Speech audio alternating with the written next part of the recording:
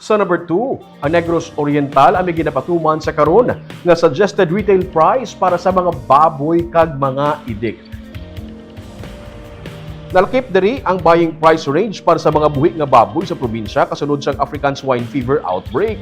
Ang SRP kag ang price range magaserbi nga guidance para sa mga konsumidor, mga trader, mga meat dealer, hog raisers kag iban pagid nga mga stakeholders sa Negros Oriental. Ang ASF ang labing nakaapekto sa industriya nga nagresulta sa instability sa market price kung saan diin nabutang sa alang-alang ang mga konsumidor kag mismo mga producers. Yara sa 240 pesos tubtub 290 pesos ang price range sang baboy, local man o imported. Ang mga idik yara sa 2,500 tubtub 5,000 pesos per head, kag ang buhi nga mga baboy kun ang buying price sa live weight yara sa 150 tubtub 180 pesos sa kada kilo.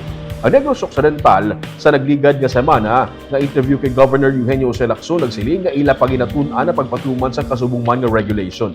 Gisiling ni Agriculture Director sa NIR si Jose Albert Marugo nga sarang makapatuman sang regulation sa presyo base sa lahi para mapangapina ng interes sa mga konsumidor, manog baligya kag iban pa ng mga stakeholders.